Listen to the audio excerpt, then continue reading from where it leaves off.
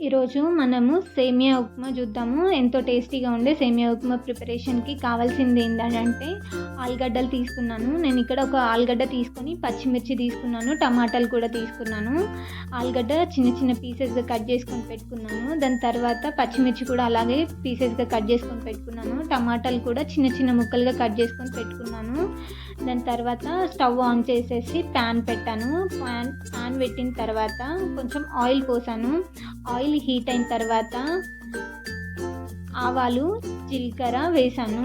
ఆవాలు జీలకర్ర వేసేసిన తర్వాత బిర్యానీ ఆకు ఉంటుంది కదా, బిర్యానీ ఆకు కూడా వేసేసాను. బిర్యానీ ఆకు వేసిన తర్వాత 2 చెక్కలు వేసాను. దాని తర్వాత లవంగాలు కూడా వేసాను. ఇవన్నీ మంచిగా మిక్స్ అయిన తర్వాత మనం ముందుగా కట్ చేసుకొని పెట్టుకున్న పచ్చిమిర్చి ఉంటుంది కదా, అది కూడా వేసాను. ఇవన్నీ కలిపిన తర్వాత కొద్దిసేపు అయిన తర్వాత ఆలుగడ్డ ముక్కల్ని వేసాను.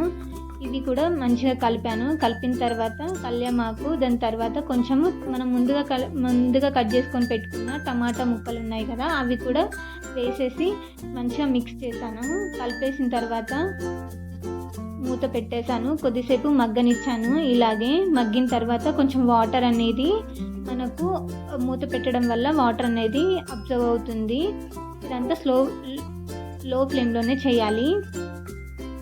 దాని తర్వాత కొంచెము సాల్ట్ ఉంటుంది కదా, సాల్ట్ కూడా వేసాను. సాల్ట్ వేసిన తర్వాత మూత పెట్టేసి ఒక 5 minutes అలా వదిలేసాను. మూత పెట్టేసి దాని తర్వాత వాటర్ అనేది వస్తుంది ఉప్పుతోని.